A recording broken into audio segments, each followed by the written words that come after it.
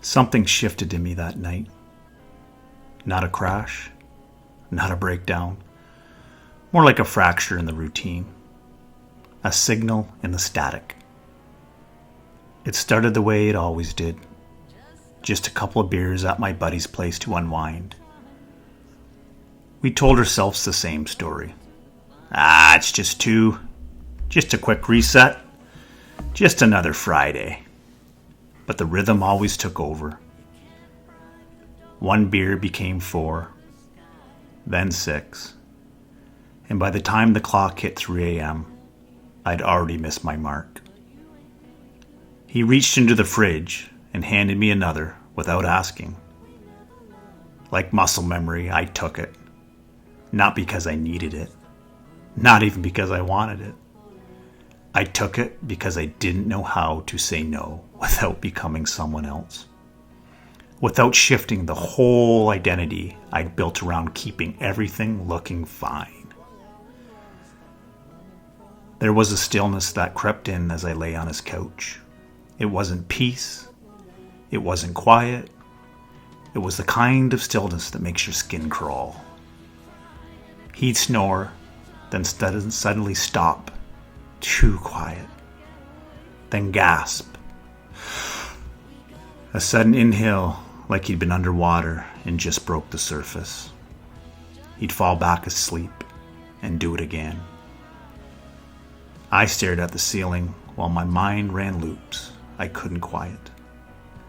That kind of wake has nothing to do with caffeine and everything to do with consciousness. The kind of awake where you realize something's off. At 43, the drinks didn't sit the same. The silence got louder, and I started realizing maybe the life I'd built wasn't one I chose. Maybe it was just a version of myself I'd been dragging forward out of habit. I wasn't miserable. I wasn't thriving either. I didn't feel much of anything most days. Just doing what needed to be done. I left around 6 a.m. The roads were empty. That liminal gray hour when no one expects you to be anywhere. And yet somehow I still felt late. I drove home like a ghost floating down familiar back roads. Parked, walked inside, found the couch.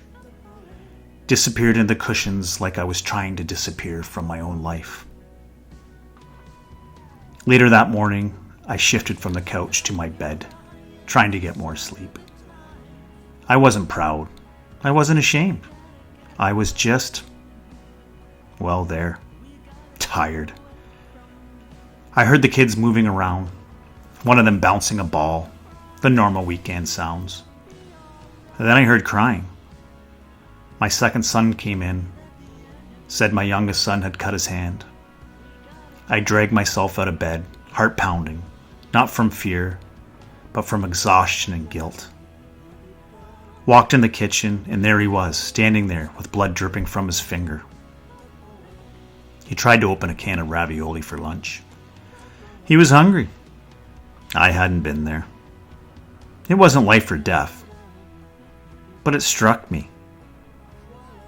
That image, a small hand bleeding from trying to do something so ordinary, branded itself to me.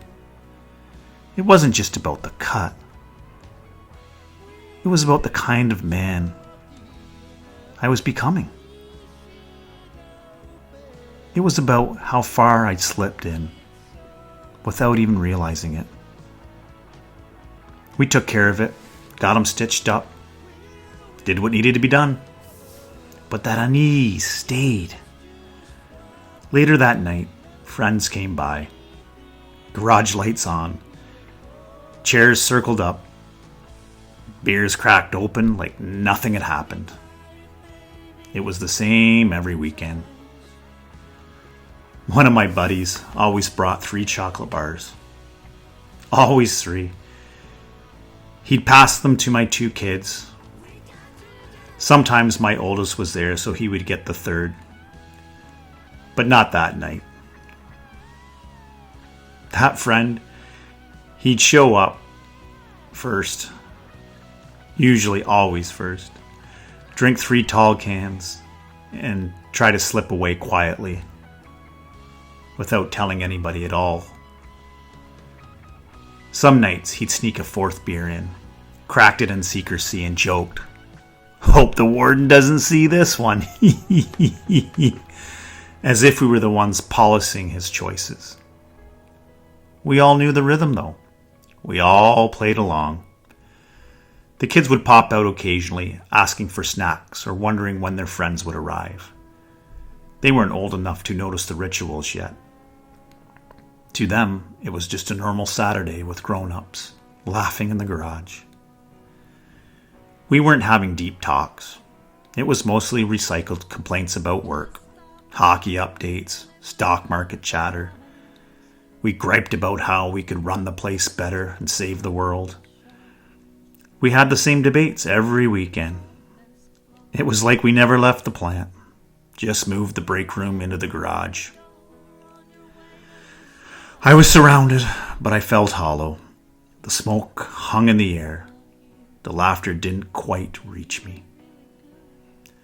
The stitches on my son's finger. The look in his eyes.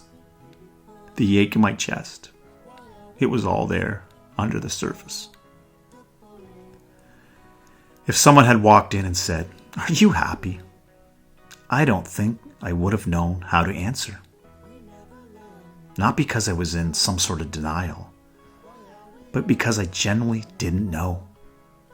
No one asked those kinds of questions in that circle. No one wanted to stop the ham train. And we all knew, on some level, if one person did, the rest of us would have to look in the mirror. That night, when it all settled down, I went to bed sober. Not from the alcohol. Sober from my own bullshit. From pretending this was working. From carrying on like this was going to be sustainable. That ache was still there. A different kind of hangover. The kind that comes from looking at your life and not recognizing the person living it. On my way to my buddies, earlier the night before, a song came on the radio. Sign of the times, I believe. It wasn't my usual kind of music, and it definitely wasn't his. But I mentioned it to him anyway. Said, "Listen to these lyrics." I didn't understand them all, but something about the tone, the message, pierced through the static, like the universe was whispering something. I didn't know what. Well, at least not yet.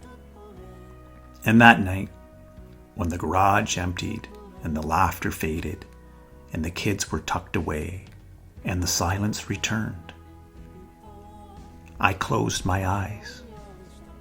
No ceremony. No candles. No rituals whatsoever. Just a quiet voice inside me, one I hadn't heard in a long time. Maybe ever. I said, "Change my life. I don't care how. Just change it. And let it start tomorrow." That was it. Looking back, I think I knew it wasn't going to be a little shift. I was signing the waiver for something bigger. Something I wouldn't be able to undo. What I didn't know then was that when you ask the universe for change from the heart, with no exit strategy, no backup plan, it listens. It doesn't always answer how you want, but it definitely answers. And when it does, everything begins to move. Even the things you thought were set in stone. Even, well, you.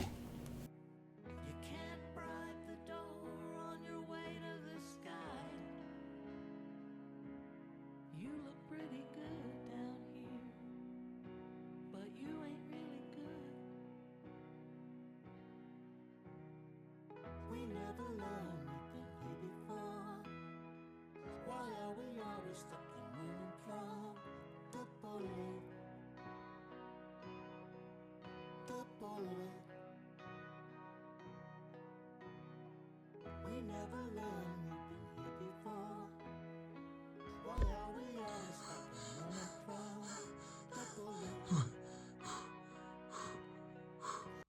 Where am I? Who's that behind me?